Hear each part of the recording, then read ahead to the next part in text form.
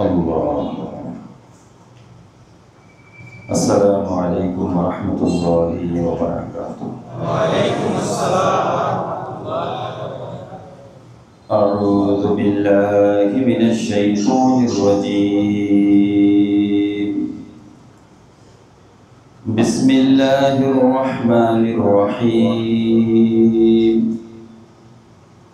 لا يحب الله الجهر بالسوء من القول إلا من ظلم وكان الله سميعا عليما. إن تبدوا خيرا أو تخفوه أو تعفوا عن سوء فإن الله كان عفوا قديرا. إن الذين يكفرون بالله ورسله ويريدون أن يفرقوا بين الله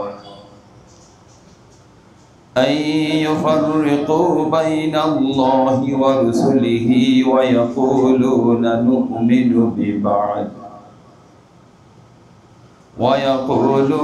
نؤمن ببعض ونكفر ببعض ويريدون أن يتخذوا بين ذلك سبيلا. أولئك هم الكافرون حقا وأعتدنا للكافرين عذابا مهينا. والذين آمنوا بالله ورسله ولم يفرقوا بين أحد منهم أولئك سوف يؤتيهم أجورهم وكان الله غفورا رحيما. صدق الله المولانا العظيم وصدق الله النبي الكريم.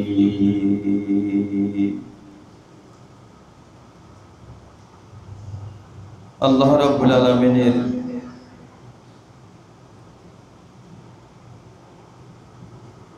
অসংখ্য কৃতজ্ঞতা। আল্লাহ পাক আমাদেরকে সপ্তাহান্তে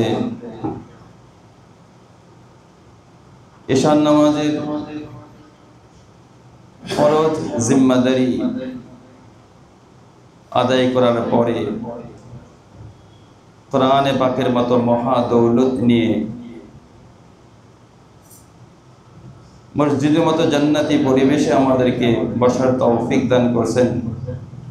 সেই জন্য রব্বুল আলামিনের দরবারে কৃতজ্ঞতা শুকরিয়া আদায় করি, বলি আলহামদুলিল্লাহ।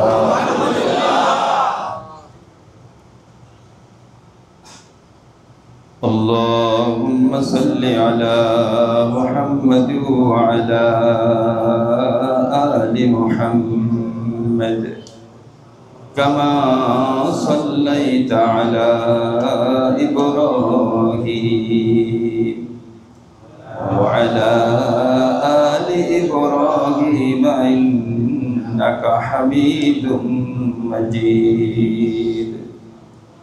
اللهم بارك على محمد وعلى آل محمد كما باركت على إبراهيم وعلى آل إبراهيم إنك حميد مجيد.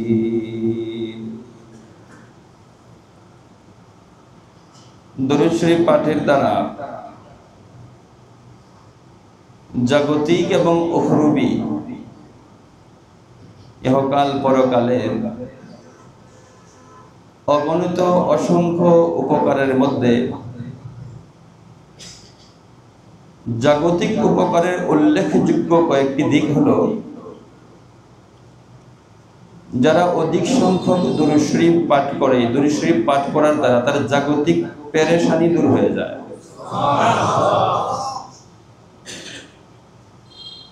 দুই নাম্বার হলো তার যত অভাব আছে, প্রয়োজন আছে, এগুলো আল্লাহ তাআলার পক্ষ থেকে সহজে পূরণের ব্যবস্থাপনা হয়।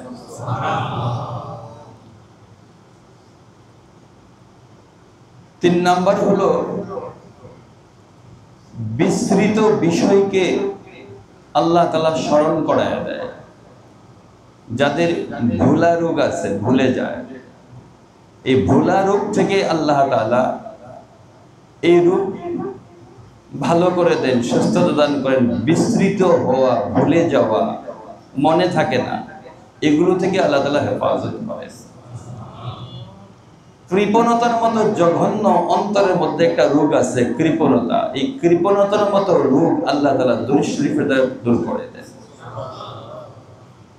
কোন মজলিসের মধ্যে যখন দুরূদ শরীফ পাঠ করা হয়, এই মজলিসের মধ্যে একটা আনন্দ ঘন পরিবেশ তৈরি হয় দুরূদ শরীফ পাঠ করা দ্বারা।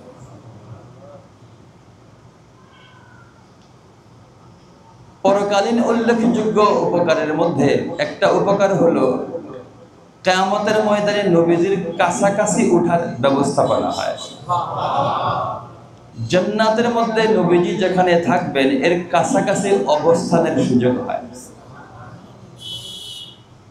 পুলসিরাতের পুলটা, এই পুলের উপর আল্লাহ তাআলা নুরানিয়াতের ব্যবস্থাপনা করে দেন। কিয়ামতের বিভীষিকাময় অবস্থায় নবীজির শাফাআত তার জন্য সমূহ সম্ভাবনার দুয়ার খুলে দেন দুরূদ শরীফ পাঠের দ্বারা। এই জন্য এটাকে আমাদের তবিয়ত বানায় নেওয়া, চলতে ফিরতে, উঠতে বসতে। নিঃসন্দেহে কেউ যদি ইবাদতের লজ্জত পাইতে চায়, দুরূদ শরীফের চাইতে সবচাইতে সহজ এবং মহব্বতের আমল আমার নজরে পড়ে না, আমার নজরে আর পড়ে না। কোরআনে মাজিদের মৌলিক হুকুক চারটা। এক নাম্বার হলো আজমত। কোরআন শরীফকে দিল থেকে তাজিম করা। আজমত মানে তাজিম করা, তাকে সম্মান করা। দুই নাম্বার হলো কোরআনে মজিদকে মহব্বত করা, দিল থেকে ভালোবাসা, মহব্বত করা। তিন নাম্বার হলো তিলাওয়াত মা'আস সিহহা, শুদ্ধভাবে তিলাওয়াত করা বা তিলাওয়াত করার চেষ্টা করা। চার নাম্বার হলো আল ইতাআত, কোরআনে মাজিদ থেকে যে বিষয়গুলো আমাদের বোধগম্য হয় জানার পর থেকে আমল শুরু করে দেওয়া। কোরআনে মাজিদের মৌলিক হুকুক চারটা। এক বুজুর্গ ছিলেন বলখের, ওনার নাম হল শাকিক বালখি রাহমাতুল্লাহ আলাইহি। শাকিক বালখি রাহমাতুল্লাহ আলাইহির কাছে একজন কিছু নসিহত কামনা করছে, কিছু উপদেশ কামনা করছে।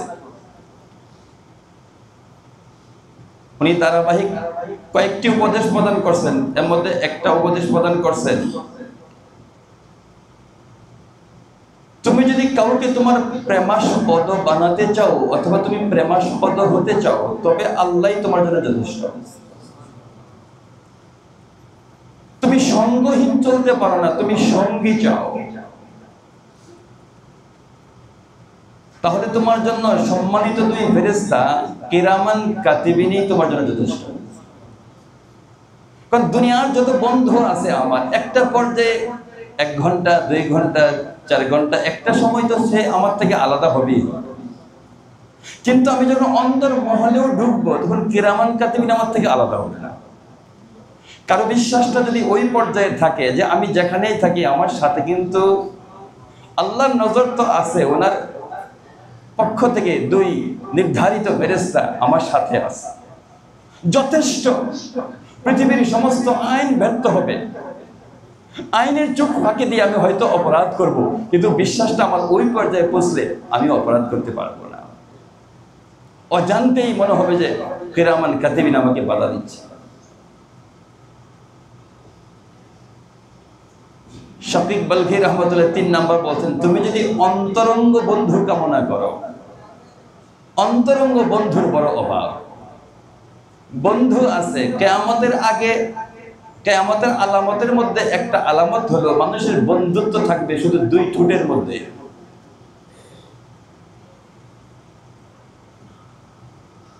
বিপদে পড়লে বোঝা যায়। 2 ঠোঁটের বন্ধু দিয়ে পৃথিবী ভরে যাবে, কিন্তু তোমার অন্তরঙ্গ বন্ধু যদি কামনা করো, তাহলে কোরআনে পাক হলো আসমান জমিনের সবচাইতে তোমার জন্য বিশ্বস্ত এবং অন্তরঙ্গ বন্ধু। কোরআনে মাজিদ তোমার অন্তরঙ্গ বন্ধু। অন্তরঙ্গ বন্ধুর প্রতি মানুষের লালন, মানুষের মহব্বত, মানুষের ভালোবাসা, মানুষের হৃদয় উজাড় হওয়া, এটা অন্তরঙ্গ বন্ধুর জন্য নিঃসন্দেহে বেশি পায়, অন্তরঙ্গ বন্ধুর জন্য। এই জন্য দেখবেন শিয়াল খুব চালাক না? শিয়াল চালাক, কুকুর বিশ্বস্ত। শিয়াল চালাক কিন্তু বিশ্বস্ত কুকুর। মানুষ শিয়ালকে পালন করে না, কাকে পালন করে? শিয়াল অনেক বুদ্ধিমান, ভালো জ্ঞান রাখে, ধোঁকা দিতে পারে, ফাঁকে দিতে পারে, কিন্তু সে তাকে লালন করে না। মানুষ কুকুর বিশ্বস্ত হওয়ার কারণে কুকুরকে লালন করে। শাকিব বলখি রহমতুল্লাহ বলছেন, তুমি যদি কাজ খুঁজো তাহলে ইবাদতই তোমার জন্য যথেষ্ট। কাজের প্রয়োজন পড়লে ইবাদতই তোমার জন্য যথেষ্ট। ধারাবাহিক আরো কয়েকটা কথা বলার পরে উনি বলছেন, এইগুলো যদি তুমি না চাও তাহলে তোমার জন্য জাহান্নাম যথেষ্ট। এগুলো তোমার কাছে যদি ভালো না লাগে, জাহান্নাম যথেষ্ট। এই জন্য আমি কোরআনে মাজিদকে নিয়ে বসি নাই, আমার সবচেয়ে অন্তরঙ্গ বন্ধুকে নিয়ে আমি বসছি। আপনি অন্তর মহলে যদি কোরআন শরীফ নিয়ে বসেন, তখন তো আর কেউ দেখবে না, তখন ছোঁয়ার সময়টাই কাটতে থাকবেন, দেখাই কাটতে থাকবেন, পড়তে যায় কাটার চেষ্টা করা। আল্লাহ পাকের নির্দেশনা এরকম। এক হযরতকে জিজ্ঞাসা করা হয়েছে, হুজুর ওয়ারাতিলিল কোরআনা তারতিলা, এই কথার অর্থ কি? এই কথার এক সুন্দর অর্থ বলছেন তিনি, ওনার কাছেই পাইছি এই অর্থটা। উনি বলছেন কোরআনে মাজিদের হরফগুলো সহিভাবে উচ্চারণ করা, এটা তো তারতিল, কিন্তু এর চাইতে ঊর্ধ্বের একটা তারতিল আছে, এভাবে তেলাওয়াত করা, তেলাওয়াত করার সাথে সাথে যেন তার অন্তরের মধ্যে কোথায় যেন বাড়ি লাগে, অজান্তেই তার লোমগুলো যেন দাঁড়ায় যায় এবং তার চোখ থেকে যেন পানি ঝরে। এই তেলাওয়াতই আল্লাহ তাআলা প্রকৃতপক্ষে চান, এটাকেই তারতিল বলে। ওইটাও তারতিল, কিন্তু এটাও তারতিল। আল্লাহ পাক যেন দ্বিতীয় নাম্বার যে তারতিলের নেয়ামত, হরফ উচ্চারণের তৌফিক অনেকেরই হয়, কিন্তু এটা অনেকের তকদিরে হয় না। আসল লজ্জত এই জায়গায়, আল্লাহর কালাম তেলাওয়াতের সাথে সাথে অন্তরের দরজায় আঘাত করবে। আসল লজ্জত, মজা এই জায়গায়। আল্লাহ পাক যেন এই নিয়ামত আমাদেরকে দান করে। এ পর্যন্ত যদি আমরা পৌঁছতে পারি, ইনশাআল্লাহ আজিজ, আমলে কমি খামি কিছুটা থাকলেও কিয়ামতের ময়দানে কোরআন শরীফ ও দুরূদ শরীফের মতো শাফাআত করবে। আল্লাহ পাক যেন কোরআনে মাজিদের শাফাআত আমাদের তকদিরে নসিব হয়। সকলেই বলেন আমিন। আল্লাহ পাক যে অঙ্গ প্রত্যঙ্গ আমাদেরকে দান করছেন, এর মধ্যে জিহ্বা হলো সবচেয়ে দামি অঙ্গের মধ্যে একটা দামি অঙ্গ। কি জন্য? আমার অন্য অঙ্গ ভাষা বা তার মনের জল্পনা কল্পনা ব্যক্ত করতে পারে না, ব্যক্ত করার জন্য মেশিন একটাই, জিহ্বা। প্রতিদিন যখন সকাল হয়, সমস্ত অঙ্গ জিহ্বাকে আরবি ভাষায় অনুরোধ করে যে ভাই, ইন ইসতাকামতা ইসতাকামনা, তুমি ঠিক আমরা ঠিক, তুমি ভুল পথে যাও না, তুমি জ্বলবা সাথে আমাকেও জ্বালাইবা। হাতে জিহ্বাকে অনুরোধ করে, পা জিহ্বাকে অনুরোধ করে, সবাই মিলে জিহ্বাকে অনুরোধ করে, জিহ্বা তুমি বড় সাবধান, ইন ইসতাকামতা ইসতাকামনা, তুমি ঠিক আমরা ঠিক। যদি ভেজাল করো তুমি,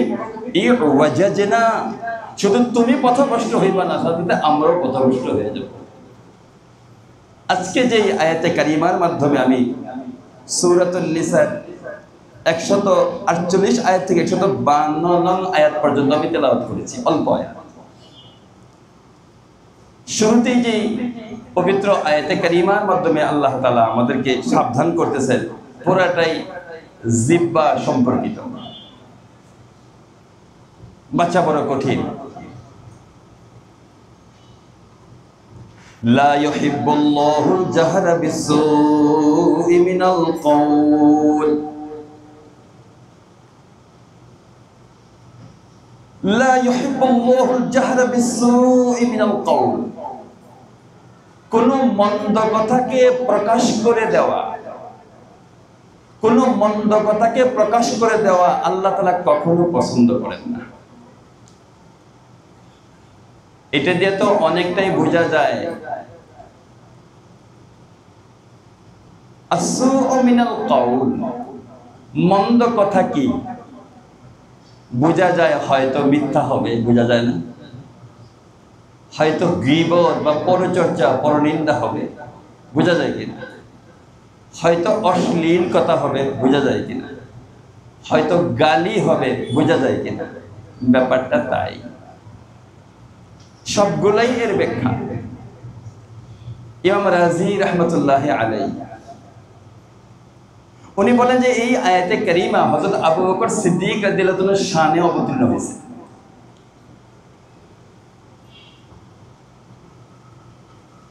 ঘটনাটা উপস্থাপন করি, পরেই বুঝে আসার সুবিধা হবে। আবু বকর সিদ্দিক রাদিয়াল্লাহু তাআলাকে, উনি তো কটু কথার মানুষ না। উনি কি কটু কথার মানুষ? উনি কটু কথার মানুষ। উনি তবিয়তগতভাবে উনি নরম স্বভাবের মানুষ ছিলেন। এরপরেও মানুষ গায়ে পড়ে, অনেক সময় মানুষকে, ভালো মানুষকেও মানুষ গালাজ এরকম করে কিনা। অনেক সময় এরকম হয়, মানুষের এমন লোককে গালি দিছে যারা সবসময় গালিতে অভ্যস্ত, তারা এই গালিটা কিছু মনেই করে না। গালি এটা তার একটা ল্যাঙ্গুয়েজ, এরকম হয় কিনা। যেমন গাড়ি ঘোড়াতে উঠলে দেখবেন যে গালিটা যেমন একটা ইজিলি একটা বিষয়, গালি একটা স্বাভাবিক বিষয়, সব চলতেছে, গালি স্বাভাবিক বিষয়। আবু বকর সিদ্দিক রাদিয়াল্লাহু তাআলা অন্য তবিয়তের মানুষ ছিলেন। তিনি জান্নাতি, এক নম্বরের মধ্যে এক নম্বর জান্নাতি। ওনাকে একজন গালি দিয়েছে, কিন্তু যে কোনোদিন গালিতে অভ্যস্ত না, তাকে যদি কেউ গালি দেয়, সে যদি প্রতিবাদ না করতে পারে, অজান্তে তার চোখের ফোঁটা মাটির মধ্যে পড়ে যায়। আমাকে বললো কি, কারণ এটা আমাকে এরকম কথা তো মানুষ বলে না, বইলা ফেলাইছে, সাথে সাথে তার অন্তরটা ফেটে গেছে, চোখ অন্তর সাথে সাথে ফেটে গেছে, ফেরাইতে পারে না। হযরত আবু বকর সিদ্দিক রাদিয়াল্লাহু তাআলা গালি দিতেছে, উনি চুপ করে শুনতেছে। নবীজিও মজমার মধ্যে, নবীজি বসা। একটা পর্যায়ে আবু বকর সিদ্দিক রাদিয়াল্লাহু তাআলা একটা জবাব প্রদান করছে। অনেকক্ষণ গালি শোনার পর একটা জবাব প্রদান করছে। জবাব প্রদান করতেই নবীজি দাঁড়ায় গেছে। আবু বকর রাদিয়াল্লাহু তাআলা নবীজি বলে, ইয়া রাসূলুল্লাহ, এতক্ষণ আমাকে গালি দিল, আপনি উপবিষ্ট ছিলেন। যেই মাত্র আমি একটা কথা উত্তর দিলাম, উত্তর দেওয়ার সাথে সাথেই আপনি দাঁড়ায় গেলেন। তোমাকে যখন গালি দিতেছিল, তখন আমি দেখতেছিলাম যে এক ফেরেশতা তোমার পক্ষ থেকে উত্তর দিতেছে।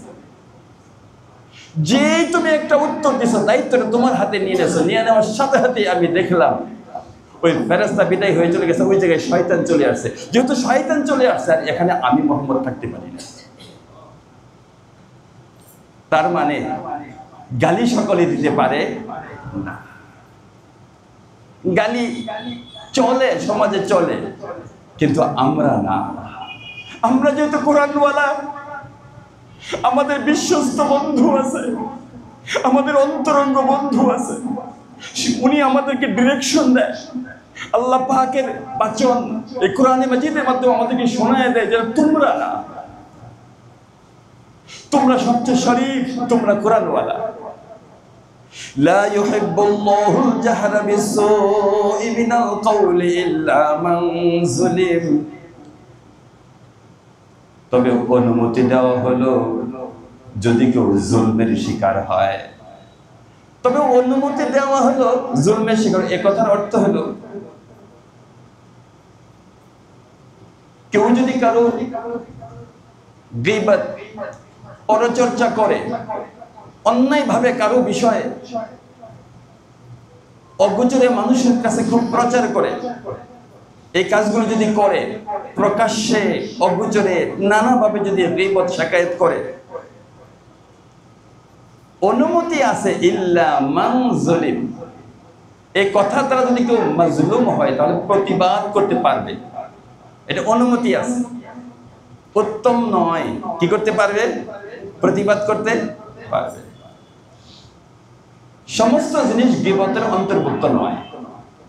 যেমন আল্লাহ তাআলা কোরআনে মাজিদের মধ্যে ফেরাউনের অনেক ত্রুটি আল্লাহ তাআলা বলছেন কি বলছেন না? গীবত না।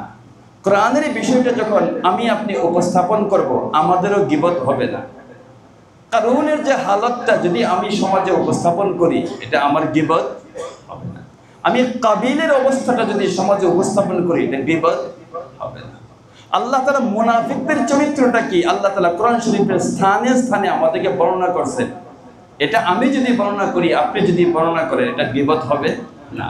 কেন? মুনাফিকদের অবস্থা আল্লাহ তাআলা ত্রুটিগুলো এই জন্যই প্রকাশ করছেন যেন মুনাফিকরাও তওবা করার সুযোগ পায়, আমরাও তাদের ব্যাপারে সতর্ক থাকার সুযোগ পাই।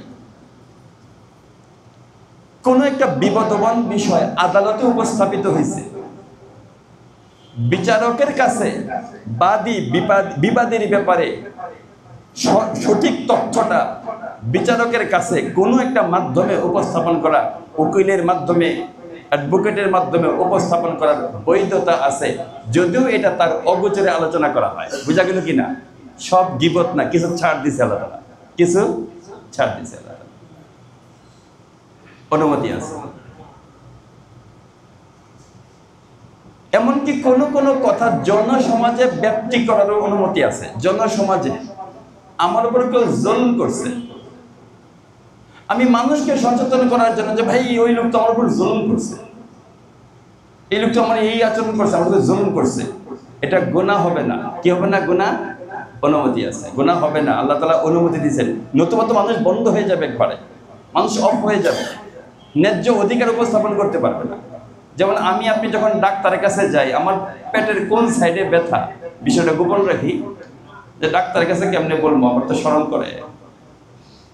ডাক্তারের কাছে আমি আমার বিতর্কিত অবস্থা যেরকম উপস্থাপন করি, প্রকাশ করি, কি জন্য? সুচিকিৎসা পাওয়ার জন্য। ঠিক বিচারের কাছে আমার সন্তান কোনো ত্রুটি করছে, আমার সন্তানের ত্রুটি আপনি দেখছেন, আমি অভিভাবক হিসাবে যেহেতু আমার শাসন দণ্ড আমার হাতে, আপনি আমার সন্তানকে স্কুলে মাদ্রাসায় কোনো অন্যায় করতে দেখছেন, আপনি আমাকে যদি বলেন যে ভাই আপনার সন্তানটাকে তো স্টেশন রোডে এরকম করতে দেখছি, এটা ত্রুটি হবে না, আমার জন্য উপকার হবে। যদিও আমার সন্তানের অগোচরে কি হবে, আমার জন্য উপকার হবে। এরকম বিষয়ে আল্লাহ তাআলা অনুমতি দান করছেন ইল্লা মান যুলিম, তুমি যদি কারো দ্বারা জুলমের শিকার হও, এমত অবস্থায় প্রকাশ করে দেওয়া বৈধতা আছে। হুজুর আকরাম সাল্লাল্লাহু আলাইহি ওয়াসাল্লামের জামানায় এক প্রতিবেশী আরেক প্রতিবেশীর সাথে খুব মন্দ আচরণ করে। নবীজি তো নাম্বার 1 সোশিয়ালিস্ট, সামাজিক বিজ্ঞান বিশেষজ্ঞ। আমি আজকে জুমাতে মনে বলছেন যে এমন কোনো পদ নাই যেই পদের সর্বশ্রেষ্ঠ পদ নবীজির। সামাজিক জ্ঞান ও নবীজির চাইতে বেশি কার আছে? সামাজিক জ্ঞান অনেক, শীর্ষ সামাজিক জ্ঞান না। এক ব্যক্তি এসে বলছে যে হুজুর আমার প্রতিবেশী তো আমাকে খুব জ্বালায়, অনেক চেষ্টা করছি, অনেক বুঝাইছি, কোনো মতেই তার কৌটো কৌশল থেকে তাকে বাঁচানো যায় না, অত্যাচার করে। নবীজি বলছে চেষ্টা ব্যর্থ হয়েছে, ব্যর্থ হয়েছে, কিন্তু তাহলে একটা কাজ করো, তুমি ঘর বাড়িতে টুকিটাকি ফার্নিচার যা আছে এগুলো সবগুলা নামায়া ওই রাস্তার মধ্যে এক পাশে রাইখা দাঁড়ায় থাকো। দেখেন কেমন জ্ঞান নবীজি, আকাল কত ঊর্ধ্বে রাখো, যে রাস্তার পাশে এক জায়গায়, যেটা হাইওয়ে, এরকম রাস্তার পাশে অনেক লোকজন যেখানে চলাফেরা করে, মদিনার কোনো একটা বড় রাস্তার পাশে যায় তুমি দাঁড়ায় থাকো। তুমি যখন এই টুল টেবিল চাটাই টাটাই দস্তরখানা গ্লাস প্লেট থালা বাসন সব নিয়ে দাঁড়ায় থাকবা, তো মানুষের প্রশ্ন জাগবে কিনা যে ভাই কি হয়েছে, কোথায় যান, কি হয়েছে, প্রশ্ন জাগবে কিনা? তো যখন তুমি দাঁড়ায় থাকবা, যত লোক তোমাকে জিজ্ঞাসা করবে যে আপনি কোথায়, ভাই কি হয়েছে, সমস্যা কি, তোমার তো এমনি মন খারাপ, প্রত্যেকেই বলবা যে আমার অমুক প্রতিবেশী আমার উপর দিবানিশি জুলুম করে, তার জ্বালায় থাকা যায় না, এই জন্য ঘর থেকে বের হয়ে এসে বসছে। বলেন তো মুহূর্তের মধ্যে পুরা মদিনা শহরের মধ্যে আস্তে আস্তে খবর হয়ে যেতেছে কিনা যে অমুক লোক ঘর বাড়ি থেকে তার সমস্ত ফার্নিচার প্রয়োজনীয় জিনিসটা রাস্তার মধ্যে এসে গেছে। কি সমস্যা? অমুক বলে ওর অত্যাচার তো আগে বলা যায় না, বলা যায় না, তো অমুক বলে নাকি ওনার উপর অত্যাচার করে। এই কথা জানার পরে ওর কান পর্যন্ত বাতাসে যায় পড়ছে, তাড়াতাড়ি দৌড়ে আইসা বলছে, ভাই না ভাই, জীবনের জন্য তোমার কাছে মাপ চাই, জিন্দিগিতে তোমার কষ্ট দিব না, তাড়াতাড়ি চলো, তোমার প্লেট টেট গ্লাস নিয়ে চলো, তোমার ঘরে পৌঁছে। নবীজি একজন সামাজিক বিজ্ঞানী কিনা? সামাজিক বিজ্ঞানী। জীবনের জন্য সে ভালো হয়ে গেছে, কাজেই সব জায়গায় চুপ না, জায়গায় জায়গায় জুলমের কথা প্রচারের প্রয়োজন আছে। নতুবা সমস্ত দুর্নীতিবাজ গুলো সারা জীবন দুর্নীতিবাজ থাকবে। এদের দুর্নীতির কথা যদি বলি আর আপনি যদি আমাকে বলেন যে হুজুর গীবত করছেন কারণ লাগে, আমাকে এই সুযোগ কে দিছে? আল্লাহ। আল্লাহ আমাকে দিছে, এটা আমার গীবত হবে না। লা ইউহিব্বুল্লাহুল জাহরা বিসসুই মিনাল কওল। মন্দ কথার ব্যক্তি ঘটানো, প্রকাশ করে দেওয়া তোমাদের জন্য আল্লাহ তাআলা এই বিষয়টাকে পছন্দ করেন না। ইল্লা মান যুলিম, তবে কেউ যদি জুলম করে, মাজলুম হয়, এটা ভিন্ন বিষয়, অনুমতি দেওয়া গেল। ওয়া কানাল্লাহু সামিআন আলিমা, আর আল্লাহ তাআলা সর্বশ্রোতা, সর্বজ্ঞাত। সর্বশ্রোতা বলতে আল্লাহ তাআলা মাজলুম ব্যক্তির যে আর্তনাদ, এটা শুনেন কি শুনেন না? মাজলুমের আর্তনাদ শুনেন। আর যদি আমার প্রতি এরকম চাপ থাকে, যে চাপের দ্বারা আমি কোনো অবস্থাতেই জালেমের জুলমের কথা প্রকাশ করতে পারি না, কোনো অবস্থাতেই সুযোগ নাই, কিন্তু আমি যখন বালিশের মধ্যে মাথা দেই, মাথা দেওয়ার পরে যে আমার দুই চোখ গড়ায় গড়ায় পানিতে বালিশ ভিজা যায়, এইটা ফেরানোর কোনো ব্যবস্থা আছে? এই ফিসফিসায় আমি যা বলি, এটা আল্লাহ তাআলা শুনেন কি শুনেন না? এই কথা বলার পরে আল্লাহ বলেছেন ওয়া কানাল্লাহু সামিআন আলিমা। আরে মাজলুমের এই হালতগুলো, মাজলুমের এই অবস্থাগুলো আমি খুব ভালো শুনি, আমি খুব ভালো জানি। শেষ পর্যন্ত প্রকাশ করতে পারলা না, কিন্তু আরেকটা আদালত তো কিয়ামতের ময়দানে বসবেই বসবে। ইন তুবদু খায়রান আও তুকফুহু আও তা'ফু আন সুইন ফাইন্নাল্লাহা কানা আফুওয়ান কাদিরা।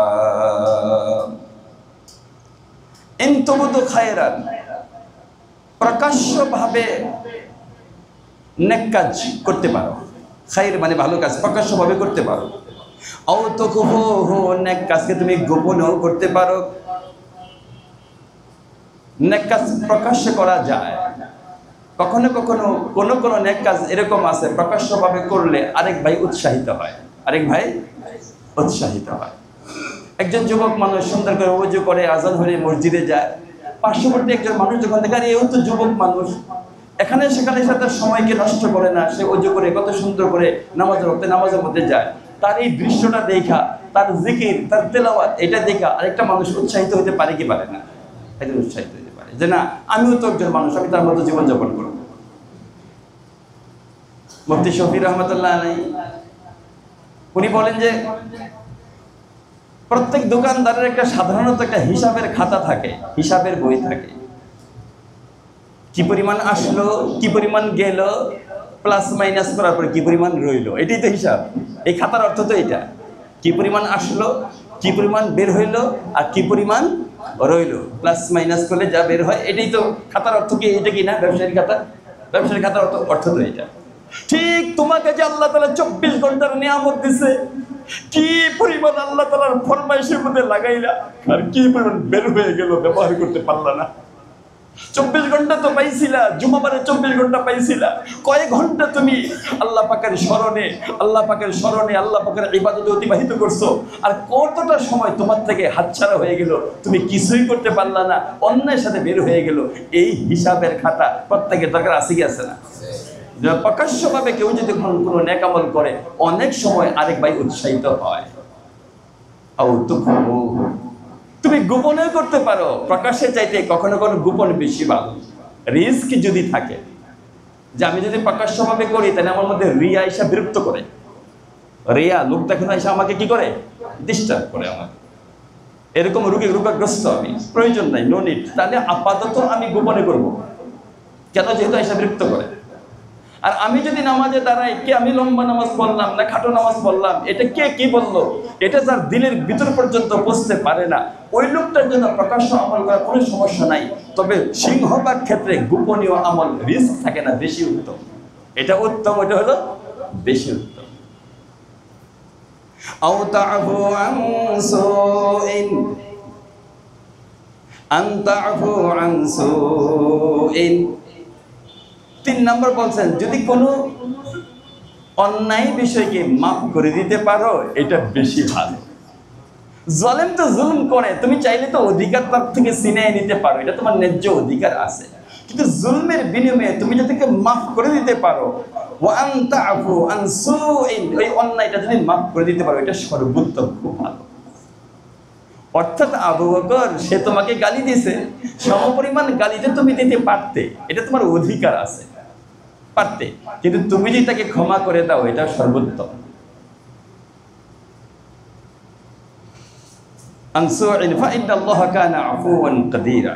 কারণ তোমার চাইতে অনেক বেশি ক্ষমতাবান কে? আল্লাহ। আল্লাহ অনেক ক্ষমতাবান থাকার পরেও আল্লাহ তাআলা যাকে ইচ্ছা যখন ইচ্ছা তখন অন্ধ বানাইতে পারে। বানাইতে পারে কি পারে না? জবান বন্ধ করে দিতে পারে, কিন্তু যথেষ্ট ধৈর্যের পরিচয় দেয়। এই জন্য 2 ফেরেশতা আছে, আরশ বহনকারী ফেরেশতা 8 জন। সিংহভাগের মতে এখন আরশকে বহন করতেছে 4 জন, কিয়ামতের ময়দানে বহন করবে 8 জন, অথবা এখনই আছে 8 জন। 8 জনের মধ্যে কোন কোন ফেরেশতা এইভাবে আল্লাহ তাআলা তাসবিহ পাঠ করে হামেশা, সুবহানাকা আলা হিলমিকা বাদা ইলমিকা। আরেকজন, সুবহানাকা আলা আফউকা বাদা কুদরাতিকা। 2 জনের তাসবিহ ডিজাইন এরকম, সুবহানাকা আলা হিলমিকা বাদা ইলমিকা।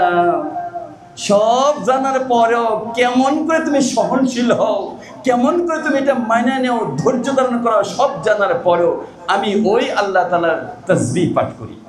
এটা এক ফেরেশতা বলে এরকম, সুবহানাকা আলা আফউকা বাদা কুদরাতিকা। এত বড় ক্ষমতা থাকার পরেও যিনি ক্ষমা করে দেন, কেমন আল্লাহ ক্ষমা করে দেন, এত বড় ক্ষমতা দর। আর আমার ক্ষমতা কি পরিমাণ আছে? নাই। একটু ভালো করে এসির বাতাস যদি বুকের মধ্যে লাগে, এখনই আমার আওয়াজ বন্ধ, বন্ধ হবে কি হবে না? আর একটু চাপ দিয়ে ধরলে জবানই বন্ধ। এত দুর্বল আমি, খলিকাল ইনসানু দাঈফা। কিন্তু আমাকে আল্লাহ তাআলা বলছে মাফ করে দিতে পারলে ভালো, সর্বোত্তম। কারণ মাফ করে দিলে লাভ হবে কি? মাফ করে দিলে আমি যে সময় আল্লাহ তাআলার কাছে ঠেকা থাকবো, বন্দী থাকবো, আল্লাহ আমাকে মাফ করে দিব। হযরত আয়েশা সিদ্দিকা রাদিয়াল্লাহু তাআলা আনহা, ওনার ঘরে একবার চুরি হয়েছে। চুরি হওয়ার পর আয়েশা সিদ্দিকা রাদিয়াল্লাহু তাআলা আনহা, মেয়ে মানুষ তো, ওনারা ওই ঘরের তো জিনিসপত্র এগুলোকে খুব মহব্বত করে। যদিও আপনার টাকা দিয়ে আপনি কি না ঘরে দেন, কিন্তু এর চেয়ে বেশি মহব্বত করে তারা একটা জিনিস ভেঙে গেলে তাদের কাছে খুব খারাপ লাগে, হারাই গেলে খুব খারাপ লাগে। অথচ এই 50 টাকার একটা গ্লাস হারাই গেছে, কিন্তু তাদের কাছে খুব, এটা সকাল সন্ধ্যায় তারা ঘষে মাজে, তাদের জন্য একটা মহব্বত হয়। তো আয়েশা সিদ্দিকা রাদিয়াল্লাহু এরকম একটু লানত শব্দ, একটু অভিসম্পাদ শব্দ, চুরের এই হোক সেই হোক, এই জাতীয় কিছু কথা বলতেছে। নবী সাল্লাল্লাহু আলাইহি ওয়াসাল্লাম ওনার কানে শব্দটা আসছে, আয়েশা তুমি এগুলো বলো না, তুমি এগুলো যদি বলো তাহলে তো তুমি একটু হালকা করে দিলা। চোরের যে ন্যায্য পাওনা এটা তো সে পাবে, কিন্তু তুমি তাকে এই কথাগুলো বলে তার যে ন্যায্য পাওনা এটা তুমি হালকা করে দিলা। তুমি এটা হালকা করে দিও না, কারণ চোরের উপযুক্ত সাজা হওয়া দরকার, উপযুক্ত কি হওয়া দরকার। আর তুমি যখন এই কথাগুলো বলবা, তাহলে শাস্তিটা তো কি হয়ে যাবে? লঘু হয়ে যাবে। হাসান বসরি রাহমাতুল্লাহ বলেন যে এর চাইতে ভালো হলো দোয়া করা এভাবে, আল্লাহুম্মা আইন্নি আলাইহি ওয়াস্তাখরিজ হাক্কি মিনহু, আল্লাহুম্মা আইন্নি আলাইহি। আল্লাহ যে জুলম করছে এর ব্যাপারে তুমি আমাকে দয়া করে সহযোগিতা করো। ওয়াস্তাখরিজ হাক্কি মিনহু, দয়া করে আমি জাগতিক চেষ্টা তন্ত্রী করে এত বেশি পারবো না, তুমি কুদরতিভাবে আমার হক তার কাছ থেকে আদায়ের একটা ব্যবস্থা করে দাও। হাসান বসরি রাহমাতুল্লাহ বলেন যে যারা এইটুকু করতে পারে, এগুলো করতে পারে, এগুলো হলো সর্বোত্তম। ইন্নাল্লাযীনা ইয়াকফুরুনা বিল্লাহি ওয়া রুসুলিহি ওয়া ইউরিদুনা আন ইউফাররিকু বাইনাল্লাহি ওয়া রুসুলিহি ويقولون نؤمن ببعض ونكفر ببعض ويريدون أن يتخذوا بين ذلك سبيلا। প্রসঙ্গ একটু ভিন্ন। তো আগের প্রসঙ্গ যে বিষয়ে আলোচনা করা হয়েছে সেই বিষয়ে আমাদের ধৈর্য যদি না কোলায় অন্তত সমপরিমাণ হক আদায় করার জন্য আমাদের অনুমতি আছে। তবে এটার অনুমতি কোনো অবস্থাতেই নাই যেগুলো বললাম যে বিকল্প, এগুলো ছাড়া এমনি আমাদের বদ অভ্যাস হিসাবে বর্তমান জামানার মধ্যে যে গীবত, শাকায়াত, পরনিন্দা, গালি চলতেছে, এটা ব্লাডের সাথে মিশে গেছে। কেমন মিশছে যে এটা খুঁজে পাওয়া বড় কঠিন। কোন দোকানের সামনে গীবত হইতেছে না, এমন চা স্টল পাওয়া বড় কঠিন, এমন হোটেল পাওয়া বড় কঠিন, এমন রাজনৈতিক মঞ্চ পাওয়া বড় কঠিন যেখানে যতক্ষণ ব্রেন ঠিক আছে ততক্ষণে গীবত পরচর্চা চলে। চলে কি চলে না? আল্লাহ যেন আমাদেরকে হেফাজত করে। আর যতটুকু অনুমতি আছে বাস অনুমতিটা আমরা ব্যবহার করব, আর যদি মাফ করে দিতে পারি সর্বোত্তম। এই তিনটা বিষয় আমাদের অর্জিত হলো আগের আয়াতে কারিমা থেকে। আল্লাহ তাআলা আমাদেরকে এর উপর আমল করার তৌফিক দান করেন। দুনিয়ার যত ইহুদিরা আছে সমস্ত ইহুদিরা জানে এরা ঈমানদার, জানে কি জানে না? তো এরা অনেক সময় এই কথা বলে যে আমরাই জান্নাতে যাব, জান্নাতে আমরাই যাব। এই যে কোরআন শরীফ, কোরআনে মাজিদের সূরাতুল বাকারায় আপনাদের যখন আলোচনা উপস্থাপন করেছি তখন এই বিষয়টা উপস্থাপিত হয়েছে। তো জান্নাতে আমরাই যাব, বেশি থেকে বেশি আমরা ওই যে গরুর বাছুরের পূজা করছিলাম একই দিন হয়তো আমাদেরকে শাস্তি দিলে দিতে পারে, নতুবা আমরা জান্নাতে আমরাই যাব। অর্থাৎ এরা জানে এরা ঈমানদার। সমস্ত খ্রিস্টান জানে আমরা ঈমানদার, জানে কি জানে না? সমস্ত খ্রিস্টান জানে ঈমানদার, কারণ তারা তাদের সামনে ইনজিল কিতাব সকাল সন্ধ্যা পাঠ করে। এক খ্রিস্টান মারা গেছে কালীগঞ্জে, তো প্রতিবেশী তো আমি তখন স্বল্প সময়ের জন্য কালীগঞ্জ বাজারের এখানে ছিলাম। তো আমি দেখি যে ওই খ্রিস্টান যে মারা গেছে আমার কাছে সংবাদ আসছে, চিন্তা করলাম খ্রিস্টান হোক, একটা মানুষ তো মারা গেছে। তা আমি তাকে একটু সমবেদনা জানানোর জন্য তার বাড়ি পর্যন্ত গেলে আমার ধর্ম তো আমাকে বাধা দেয় না, বাধা দেয় যে ভাই একটু ধৈর্য ধারণ করো। মৃত্যুর ব্যাপারে তো সকলে একমত, ইহুদি, খ্রিস্টান, বৌদ্ধ যারা আছে সবাই তো মৌতের ব্যাপারে একমত। তো তাকে যদি আমি একটু সান্ত্বনা দিই ক্ষতি তো হবে না। তো আমি যাই দেখি যে এই বেচারা এই কিছু সংখ্যক লোকজন একবারে ধপধপে সাদা কাগজের ইনজিল, ধোকাবাজের ইনজিল আর কি, ওইটা পড়তেছে। তো এটা পড়তেছে তো সবরে সালের নিয়ত পড়তেছে না। আমরাও যেরকম মাইয়েতকে গোসল দেওয়ার পরে আমরা ওই মাইয়েতের পাশে বসে আর গোসলের পূর্ব পর্যন্ত একটু দূরে বসে আমরা তেলাওয়াত করি সবরে সালের নিয়তে, ও ইনজিল পড়তেছে। আমি অনেকক্ষণ হা করে তাকায় দেখলাম, আহারে সে তো সবরে সালের নিয়তে ইনজিল পড়তেছে, কিন্তু সর্বনাশ তো হয়েছে, কিছুই কাজে লাগবে না, কিচ্ছুই তো বুঝবে না। এ তো জানে সে ঈমানদার, তার বাবা ঈমান অবস্থায় সন্তান পড়তেছে, বাবা তো ঈমান অবস্থায় বিদায় হয়েছে। আসলে এটাকে তো আমাদের কোরআন আমাদেরকে বলে দিছে সে ঈমানদার।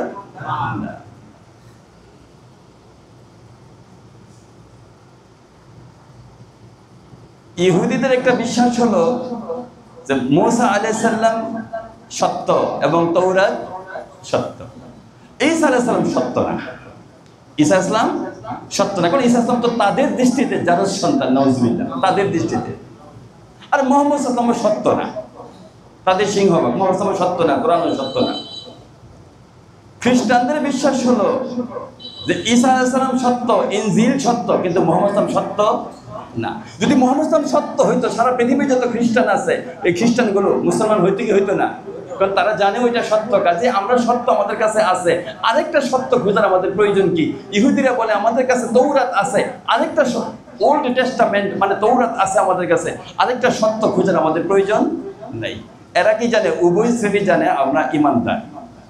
এদের আসলে ঈমানদার কি না একটু মুখোশ উন্মোচন করে দেওয়া এবং আমাদেরকে আল্লাহ তাআলা জানায় দেওয়া গীবত হবে? গীবত হবে কিনা?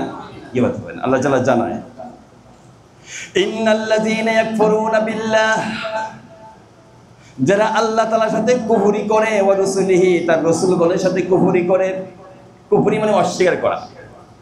রাসূল একজনকে অস্বীকার করলেও তো, ওয়া ইউরিদুনা আইয়ুফাররিকু, এরা চায়, ইউরিদুনা এরা কামনা করে, এরা চায়, আইয়ুফাররিকু ফারাক করার জন্য, তাফরিক করার জন্য, আলাদা করার জন্য, বাইনাল্লাহি ওয়া রাসূলিহি, আল্লাহ এবং আল্লাহর রাসূলদের মধ্যে এরা তাফরিক করতে চায়।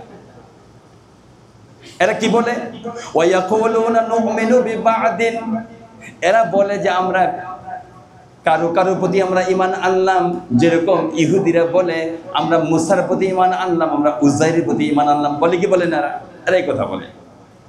ওয়া নাকফুরু বিবাদিন, ঈসাকে অস্বীকার করলাম, মুহাম্মদকে অস্বীকার করলাম, কাউকে তারা অস্বীকার করে। যেমন আমাদের নবীজিকে এরা মানে না, ঈসা ইসলামকেও এরা মানে না। ওয়া ইউরিদুনা আইয়াত্তাখিযু বাইনা যালিকা সাবিলা, এরা চেষ্টা করে মধ্যবর্তী একটা পন্থা অবলম্বন করার জন্য। মধ্যবর্তী পন্থা অবলম্বন কি মানে, নবীদেরকে বাদ দিয়েও তারা ঈমানদার, কোন নবীকে বাদ দিয়েও তারা, আরে নবী 1,24,000 আপনারা বলতেছেন, 2-4 জন বাদ দিলে অসুবিধা কি? মধ্যবর্তী একটা পন্থা বলো, বেশি তোর বাদ দেই নেই, 2-4 জন মাত্র বাদ দিছি আমরা। এইটুকুর জন্য আমাদের একবারে ফেলাই দিবেন? মূল পেস্ত ওই জায়গায়, মূল পেস্ত ওই জায়গায়। আল্লাহ তাআলা এদের পরিচয় দিতেছে, উলাইকা হুমুল কাফিরুন হাক্কা, এরা হলো পিওর কাফের, অরিজিন কাফের। অন্যগুলো তো সন্দেহ আছে অরিজিন কিনা, এগুলো হলো অরিজিন কাফের, হাক্কা। উলাইকা হুমুল কাফিরুন হাক্কা। কাজে সারা দুনিয়ার যত ইহুদি আছে এরা অরিজিনাল বেঈমান, যত খ্রিস্টান আছে এগুলো অরিজিনাল বেঈমান। এটা আমরা বলছি না, আল্লাহ তাআলা বলে দিয়েছে। আপনাদের দিলের ভিতরে যেন এই সন্দেহ কখনো না আসে, এরাও মনে হয় জান্নাতে যাবে।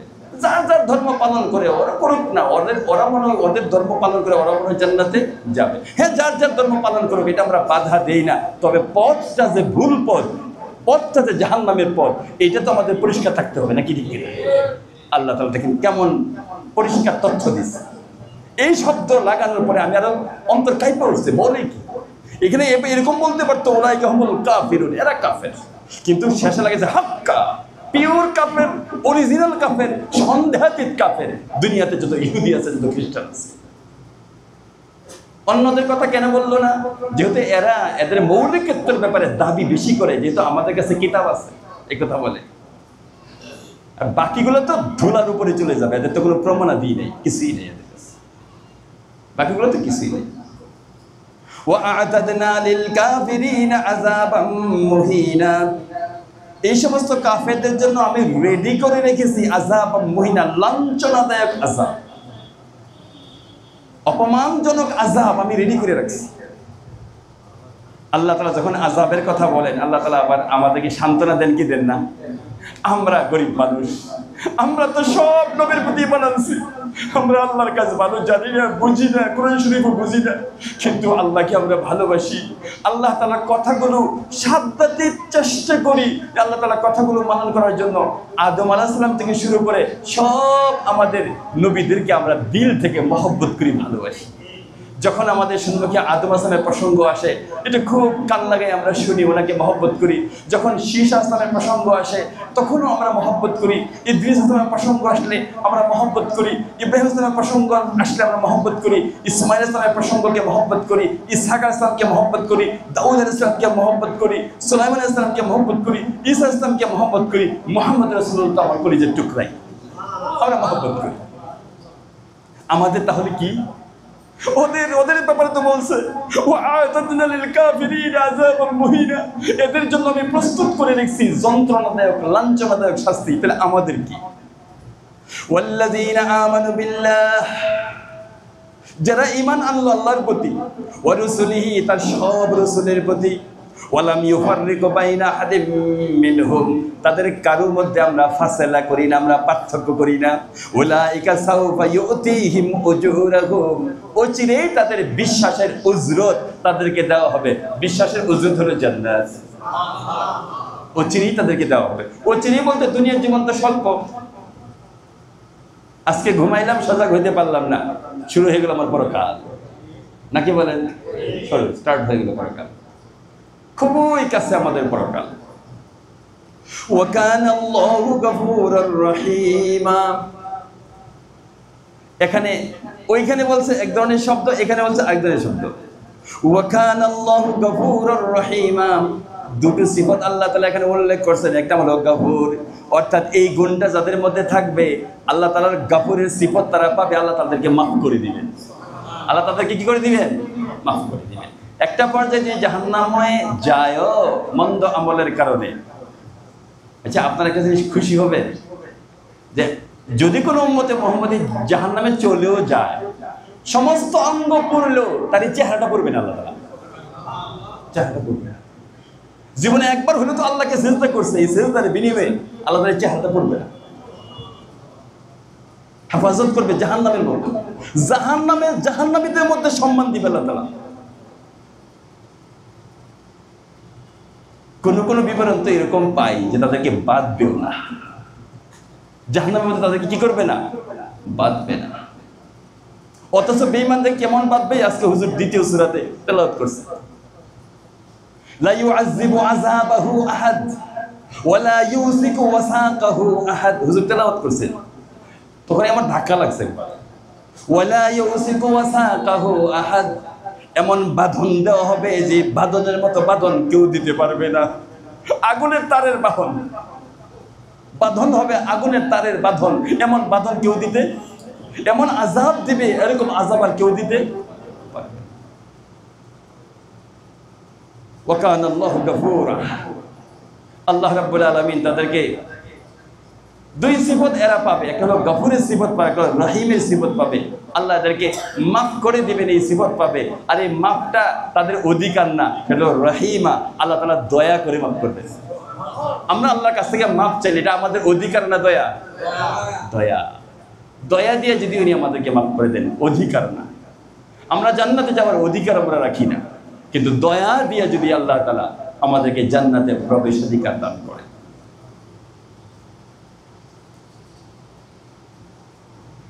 অনেক প্রসঙ্গ থাকলেও এ পর্যন্তই ছেড়ে দিলাম।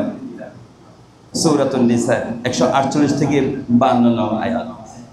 অল্প বিস্তর শিক্ষণীয় কোনো বিষয় থাকলে আল্লাহ যেন আমাদের সিনার মধ্যে বসায় দেয়, এখন থেকে তদানুপাতে আমল করার জন্য তৌফিক দান করে। আমি বলছি কোরআনের 4টা বড় বড় হুকুকের মধ্যে একটা হলো আজমত, একটা হলো মুহাব্বত, তিলাওয়াত মা আসিহা, শুদ্ধ করে তিলাওয়াত করা 3 নাম্বার।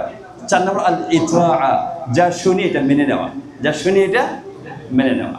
আল্লাহ তাআলা আমাদেরকে কোরআনে মাজিদের অন্তর্নিহিত আহকামাতগুলো, প্রকাশ্য আহকামাতগুলো মেনে নেওয়া, তদনুপাতে আমল করার তৌফিক দান করেন। সকলকে